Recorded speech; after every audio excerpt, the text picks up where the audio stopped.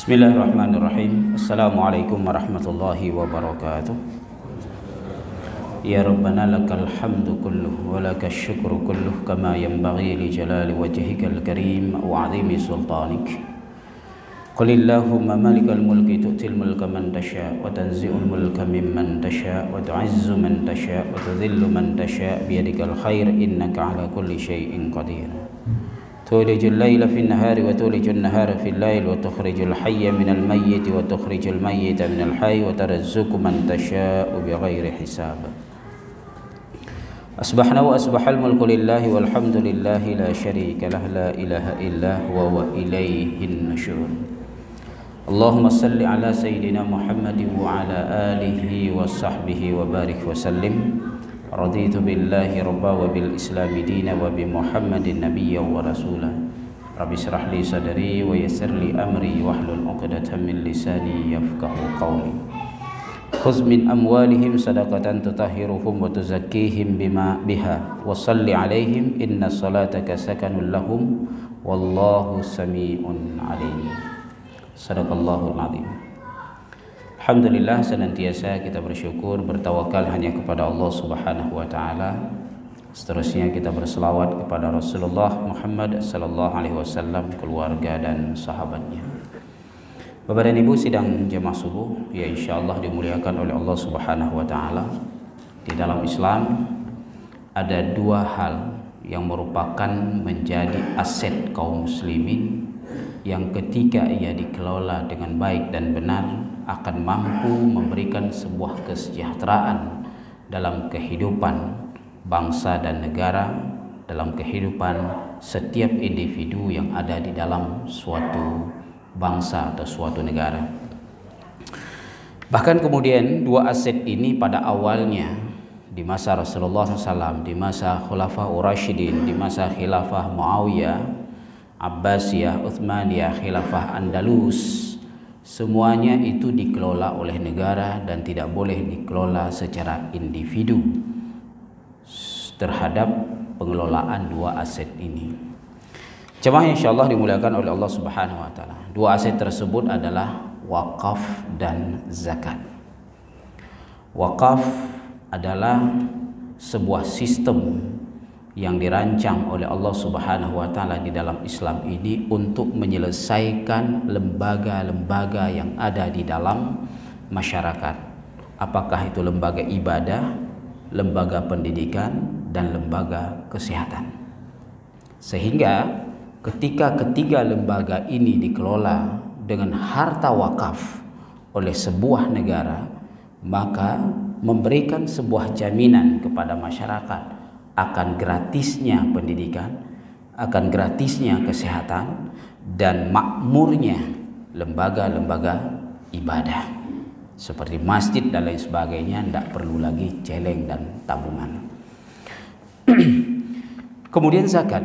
Zakat adalah sebuah sistem yang dirancang oleh Allah Subhanahu wa taala dalam syariat ini untuk menyelesaikan individu, personal manusianya. Makanya kita lihat kalau wakaf tidak diberikan kepada individu, kepada personal.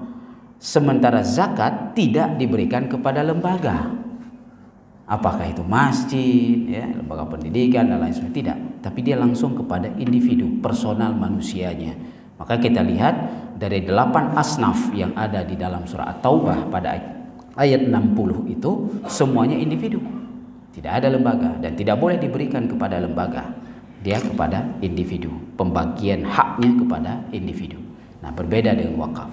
Nah, kita lihat di sini sebuah keseimbangan yang dirancang oleh Allah Subhanahu wa taala dalam syariat ini. Ada wakaf yang menyelesaikan lembaga, ya, ibadah, lembaga ibadah, pendidikan, kesehatan. Ada zakat yang menyelesaikan persoalan kesejahteraan individu. Ini adalah sesuatu yang luar biasa sesungguhnya, yang jika dikelola dengan baik dan benar, maka angka kemiskinan itu semakin hari bukan naik, apalagi stagnan dan sebagainya, tapi semakin hari seharusnya semakin menurun. Demikian juga dengan hajat, ya, hajat manusia terhadap pendidikan, terhadap rumah ibadah, terhadap kesehatan, itu tidak perlu bayar lagi sebenarnya. Dan kedua, potensi ini adalah sebuah aset yang hari ini tidak terkelola dengan baik dan benar, yang padahal potensi wakaf dan zakat di Indonesia ini mampu memberikan kesejahteraan yang luar biasa. Bila kita buat blueprintnya untuk Aceh saja, kalau kita buat blueprintnya itu luar biasa. Nah, di beberapa negara persoalan ini ditangani langsung oleh negara. Ada Kementerian Wakaf dan Zakat. Negara terdekat Brunei Darussalam misalnya, ada Kementerian Wakaf dan Zakat mengelola, sehingga masyarakatnya tidak langsung membayar zakat dan wakaf itu secara tunai di personalnya, tapi dia bayar ke negara, didata oleh negara.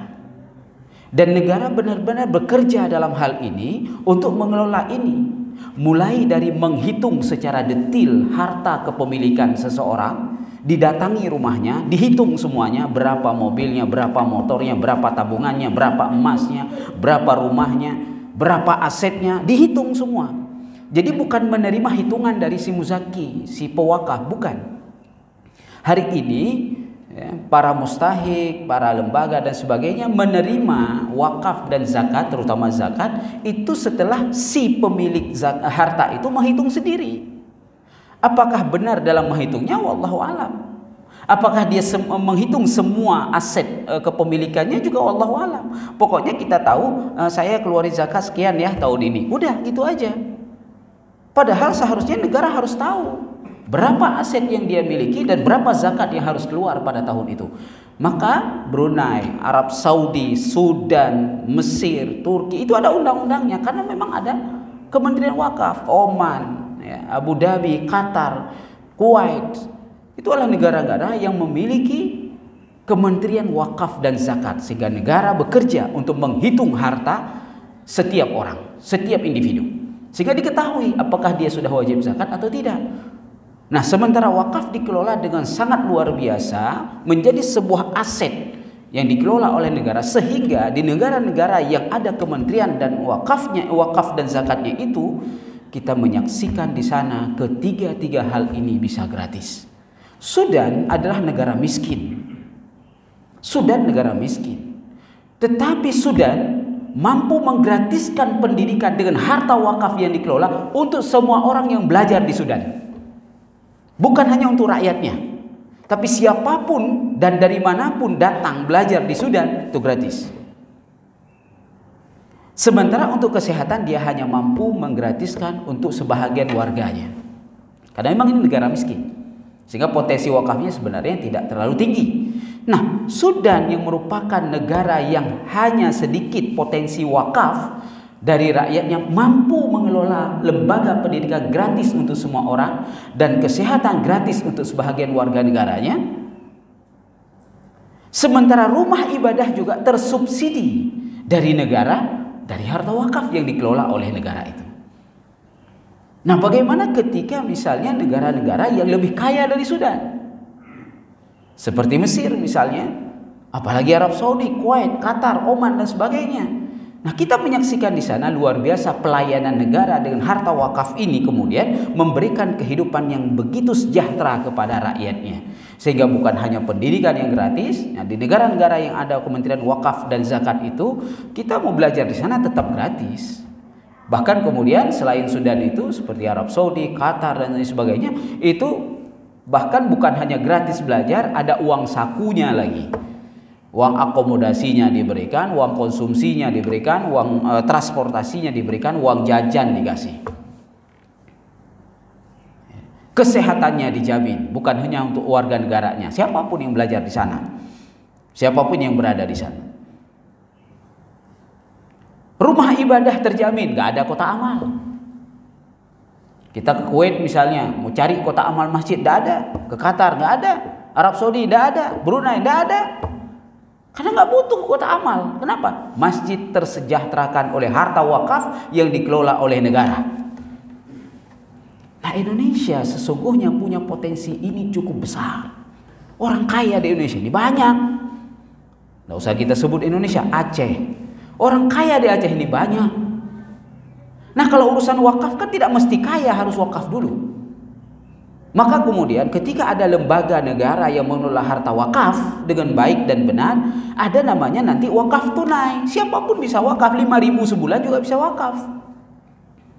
Arab Saudi misalnya, setiap warga negaranya itu pada saat dia berpenghasilan di awal bulan, mereka selalu wakaf, dipotong tuh wakaf, potong sendiri. Karena wakaf tidak diwajibkan. Negara hanya mengelola, dan negara tidak harus menghitung harta si yang mewakaf itu berapa sehingga dia harus keluarkan wakaf sekian, tidak perlu, karena ini bukan wajib. Tetapi dengan kesadaran yang luar biasa dari seluruh masyarakatnya, tidak ada orang yang tidak berwakaf setiap bulannya secara tunai. Ada yang 5 real, 10 real, 100 real, 1000 real tiap bulan. Bayangkan ketika misalnya penduduk Arab Saudi hari ini 100 juta jiwa, 50 juta jiwa saja yang berwakaf 10 real satu bulan, kalikan 50 juta jiwa dalam setiap bulan. Dan ternyata wakaf yang diterima oleh negara itu bukan 10 real setiap orang, tapi ratusan bahkan ribuan real. Dalam setiap bulan mereka mewakafkan harta mereka yang dilembaga oleh Kementerian Wakaf. Demikian juga di Brunei misalnya. Sehingga negara penuh harta wakafnya. Saat mensubsidi rakyatnya lebih gampang. Sehingga terselesaikan masalahnya. Nah, selama ini tidak dikelola dengan baik dan benar, maka kita akan selalu mengalami hal yang seperti kehidupan hari ini. Mau belajar kita bayar, mau sehat kita bayar. Belum lagi masuk rumah sakit udah harus bayar iuran. Lembaga ibadah, masjid harus selalu ada kotak amal. Mau ngapa-ngapain lama. Mau rehab kubah aja lama. Karena semangat tidak ditumbuhkan dan tidak dikelola dengan baik dan benar. Nah, demikian juga dengan zakat. Zakat menyelesaikan individu. Nah, ini yang harus dihitung. Maka kenapa di masa Rasulullah SAW sampai di Khulafaur Rasyidin sampai dengan masa khilafah itu tidak boleh bayar zakat itu secara individu. Saya mau zaki langsung kasih ke musaik, nggak boleh. Tapi store dulu ke negara.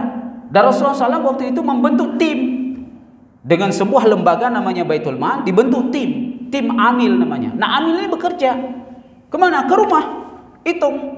Sudah saatnya misalnya dihitung, udah hitung. Nah, salah satu contoh misalnya Bani Mustalik. Bani Mustalik itu jauh dari Madinah, di luar kota Madinah. Saat mereka masuk Islam, mereka sudah berjanji akan menunaikan semuanya. Nah, sampai 1 tahun kemudian, nah ini kita lihat lagi nanti persoalan mu'alaf. Ini mu'alaf itu tidak 10 tahun, 15 tahun, apalagi anak mu'alaf juga terima zakat gitu. Ini masalah ini. Bani Mustalik ini baru 1 tahun. Mu'alafnya kapan? Di bawah 1 tahun itu menerima zakat. Tapi setelah mereka Islam 1 tahun, mereka wajib zakat. Maka datang tim amil dari Madinah, diutus oleh Rasul untuk menghitung semua harta orang Bani Mustalik.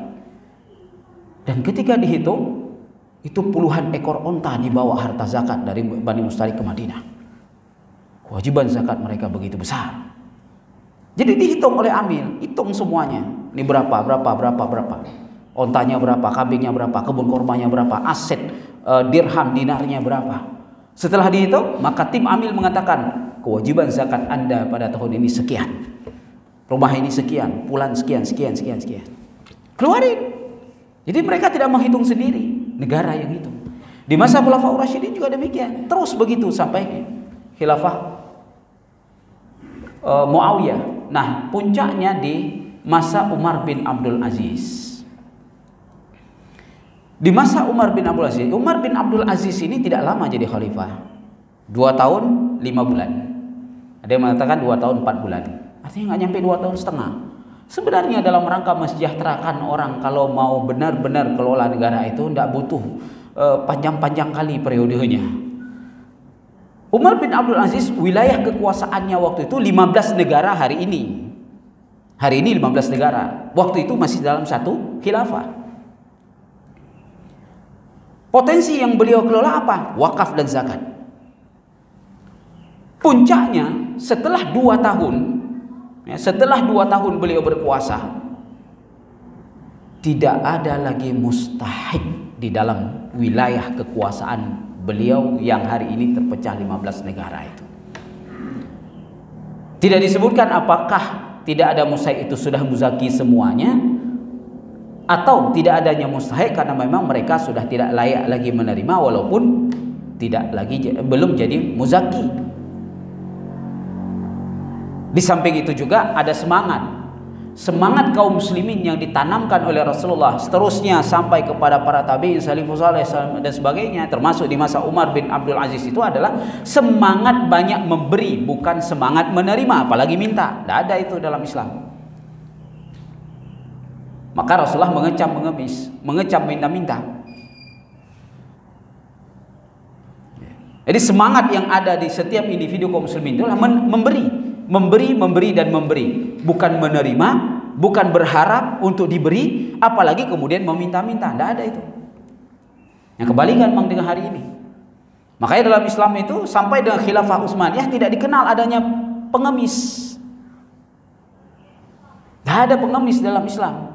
Waktu itu yang dikenal pengemis itu dari bangsa Yahudi, bangsa Nasrani, orang-orang Eropa di Andalus yang mengemis. Kaum muslimin nggak ada yang mengemis. Kenapa? Karena mereka sejahtera dikelola oleh negara dengan dua item tadi, wakaf dan zakat. Nah, di masa Umar bin Abdul Aziz, setelah 2 tahun beliau berkuasa, tidak ada lagi muzaki sehingga harta negara menumpuk. Orang wakaf semakin semangat, yang zakat keluarin terus. Ya, dari provinsi-provinsi semua datang ke negara. Akhirnya Umar mengatakan, di sini kami nggak tahu lagi, udah bingung bagi harta ini. Nah, disitulah keluar fatwa Umar bin Abdul Aziz untuk agar para muzaki udah kasih aja ke siapa yang kalian mau kasih, jangan lagi kasih negara. Udah mabuk negara dengan harta begitu banyak dan numpuk nih. Saya khawatir, saya bingung nih, saya takut nggak bisa mengelola. Nah, ketika itulah terjadi kelonggaran. Bolehnya muzaki mengeluarkan zakat secara langsung kepada individu mustahiknya. Tapi kemudian setelah itu di masa Khilafah Abbasiyah kembali lagi dikelola oleh negara. Masa Khilafah Utsmaniyah kembali dikelola oleh negara, dan bahkan masa Khilafah Utsmaniyah diserahkan pengelolaan itu kepada provinsi, kepada sultan-sultan yang ada di bawah Khilafah Utsmaniyah. Di Andalusia juga demikian, Khilafah Andalusia mengelola itu sehingga puncak kejayaan Khilafah Andalusia setelah 200 tahun berkuasa di Andalus. Kekuasaan Andalusia itu sampai 804 tahun. Di masa puncaknya Khilafah Abdurrahman An-Nasr itu luar biasa. Pendidikan, kesehatan, rumah ibadah, individu-individu rakyatnya sejahtera semuanya. Sehingga zakat dari Andalus itu disumbang ke Afrika. Kerajaannya di Spanyol, khilafahnya di Spanyol, tapi sumbangannya ke Afrika. Luar biasa. Ini potensi yang luar biasa yang Allah rancang dalam syariat Islam ini, yang kalau dikelola dengan baik dan benar, sungguh ini akan mampu mensejahterakan kehidupan kaum muslimin. Nah, zakat adalah sebuah kewajiban, makanya dia harus dihitung secara detail, diketahui semuanya. Nah, di Arab Saudi ada, di Qatar, Arab Saudi, Abu Dhabi itu ada beberapa yayasan, karena orang-orang yang terlalu kaya, sebenarnya seperti misalnya kalau di Saudi itu pemilik Bank Ar-Rajhi, Syekh Ibrahim. Nah, beliau kok terlalu kaya, beliau buat yayasan sendiri, yayasan wakaf dan zakat yang dikelola sendiri. Nah, ini dikoordinasikan dengan negara, sehingga negara tahu betul berapa harta Syekh Ibrahim ini, berapa harta perusahaannya, semua diketahui, karena dikoordinasikan secara online, dilaporkan secara kontinu, ada timnya. Dan Baitul Mal kerajaan itu tetap melakukan pemeriksaan, evaluasi setiap tahun terhadap yayasan wakaf zakat Syekh Ibrahim ini. Jadi begitu dia. Jadi ketika tidak diserahkan negara, boleh dia buat yayasan, tapi tetap koordinasi dengan negara. Ya, dari mana diambil, berapa, kemana dikemanain, semuanya terkoordinasi dan diketahui. Tidak ada satu sen pun yang tidak diketahui kemana harta zakat dari Syekh Ibrahim ini. Luar biasa. Jadi begitu dia. Jemaah yang insyaallah dimuliakan oleh Allah Subhanahu wa taala. Nah, si muzaki itu sendiri, ya, si muzaki itu sendiri, ini kan bagian dari kewajiban. Nah, yang perlu diluruskan di sini adalah sebuah pemahaman juga tentang seorang muzaki. Muzaki ini bukan dermawan. Ya, muzaki ini bukan dermawan. Dan muzaki ini nggak usah bangga dengan dirinya sudah mengeluarkan zakat sekian banyak. Kenapa? Ini kewajiban. Ini perkara wajib, ini rukun Islam. Sama dengan sholat, tidak perlu bangga kita sholat. Karena urusan sholat itu kita dengan Allah Subhanahu Wa Taala. Puasa, perlu bangga kita dengan puasa. Urusan puasa itu antara kita dengan Allah. Justru kita harus takut, khawatir kalau puasa kita, sholat kita, zakat kita nggak diterima. Itu demikian juga zakat. Muzaki itu bukan dermawan, dan muzaki itu tidak perlu bangga dengan zakatnya. Tidak perlu ngomong-ngomong saya sudah keluarin zakat. Tidak perlu kemudian dia mengatakan itu orang itu saya bantu dengan zakat saya. Tidak perlu. Si mustahik itu haknya menerima. Justru kalau muzaki tidak mengeluarkannya, si mustahik harus datang. Sebenarnya negara yang datang. Tapi karena tidak dikelola oleh negara hari ini, si mustahik harus datang, minta. Anda punya zakat, keluarin zakat untuk saya mustahik. Tidak boleh Anda nggak keluarin. Jadi boleh dipaksa dia bahkan. Seharusnya negara yang memaksa dia. Tapi karena tidak terkelola oleh negara, ya udah dipaksa oleh mustahik untuk keluarin zakatnya. Bahkan ketika tidak ada muzaki, katakanlah misalnya tidak ada mustahik ya. Katakanlah misalnya di Aceh ini udah muzaki semua atau tidak muzaki, tapi sudah tidak mustahik lagi. Si muzaki ini harus mencari karena dia harus keluarin ini. Pada saat datang haul dan nisabnya, ketika harus keluar zakat ini, dia harus cari siapa mustahiknya. Nggak ada dia cari ke Medan. Oh, Medan udah kaya semua, cari ke Riau. Dia harus cari. Kenapa? Ini harus keluar tahun ini. Nggak boleh lagi tersimpan. Sejatah keluar, nggak boleh lagi tersimpan. Ini harus keluar. Maka dia harus bersusah payah untuk mencari mustahik agar ini bisa keluar. Dan dia harus berterima kasih. Ada mustahik yang bisa menerima kewajiban harta dia. Jadi bukan mustahik yang berterima kasih kepada muzaki, tapi muzaki yang harus berterima kasih kepada mustahik. Karena ada mustahik yang bisa menerima kewajiban harta dia.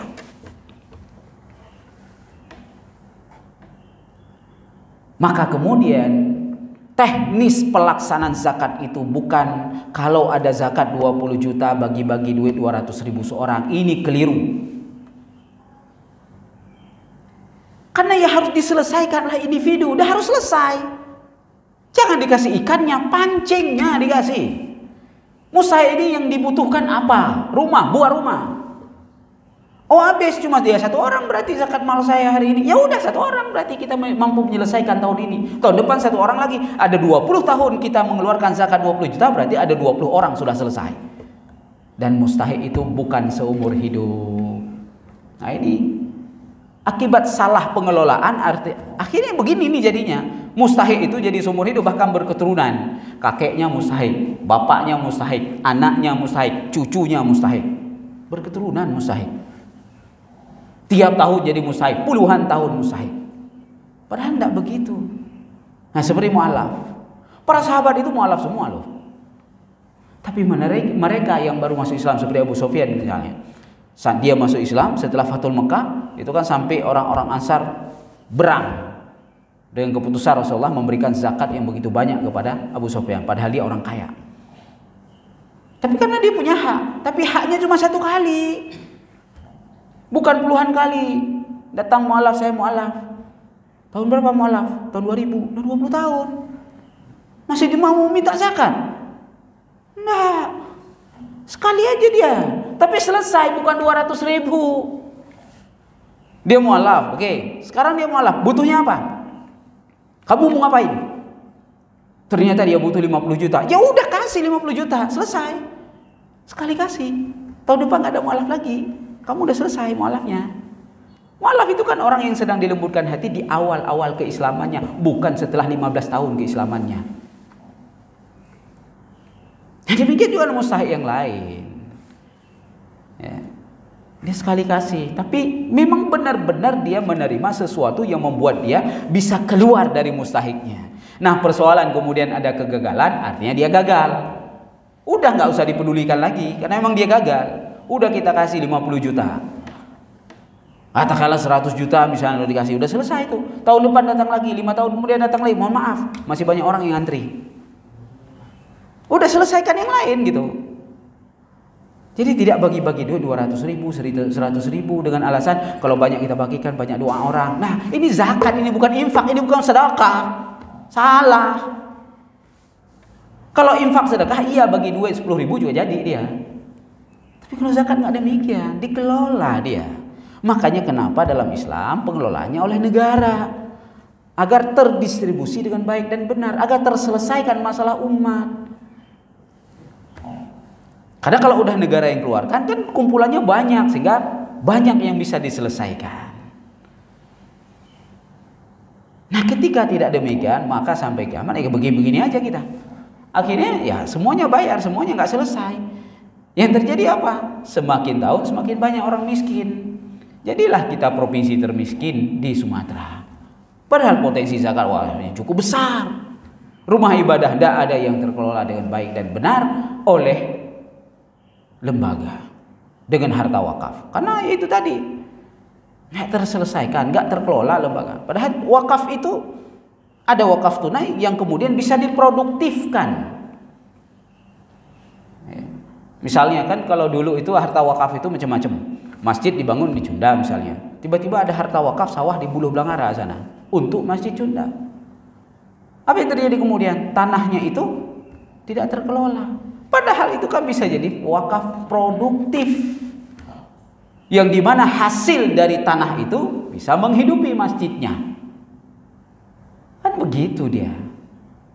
Inilah fungsi harta wakaf kalau diproduktifkan. Ada toko misalnya dikelola, diwakafkan oleh seorang kepada masjid fulan. Udah kelola toko itu, dimana hasilnya kemudian untuk mensejahterakan masjid. Semakin banyak harta wakaf yang dimiliki oleh masjid itu atau oleh lembaga pendidikan itu, semakin luar biasa pengelolaannya. Sehingga masjid punya sumber keuangan sendiri, lembaga pendidikan juga demikian. Nah, naifnya kemudian juga kalau di lembaga pendidikan sebahagian di Aceh ini awalnya harta wakaf di kemudian jadi milik pribadi. Nah, ini naif lagi ini. Wakaf itu nggak boleh jadi milik pribadi. Karena wakaf itu untuk kegunaan semua orang. Makanya sekarang ada namanya BWI, Badan Wakaf Indonesia. Tapi pengelolaannya hanya aset-aset saja, tidak sebagaimana sesungguhnya yang harus dia bekerja. Ya, BWI ini hanya mengurus aset-aset saja, keluarin sertifikat segala macam, udah gitu aja dia. Seharusnya lebih luas lagi dia bisa bekerja ya dalam mengelola harta wakaf umat ini dengan baik dan benar. Jemaah insyaallah dimuliakan oleh Allah Subhanahu wa taala. Inilah dua hal penting yang seharusnya terkelola dengan baik, yang ketika hari ini negara tidak mengelola. Wabil khusus Aceh kita ada Baitul Mal yang seharusnya bisa bekerja dengan baik dan benar untuk mengelola hal ini. Tapi kemudian ya ada satu lain hal yang kita belum tahu di mana kendalanya. Ya, silahkan yayasan lembaga yang mengelola hal ini bisa mengambil dari masyarakat wakaf, baik itu bentuknya tunai dan lain sebagainya, kemudian dibuat wakaf produktif, kemudian zakat juga demikian terkelola sehingga mampu menyelesaikan banyak masalah dan problem dalam kehidupan, persoalan kesejahteraan di dalam masyarakat. Saya kira ini saja dalam kesempatan yang berbahagia ini, mudah-mudahan ada manfaatnya. Aqulu qouli hadza wa astaghfirullah li wa lakum. Subhanakallahumma bihamdik asyhadu an la ilaha illa anta astaghfiruka wa atubu ilaik. Assalamualaikum warahmatullahi wabarakatuh.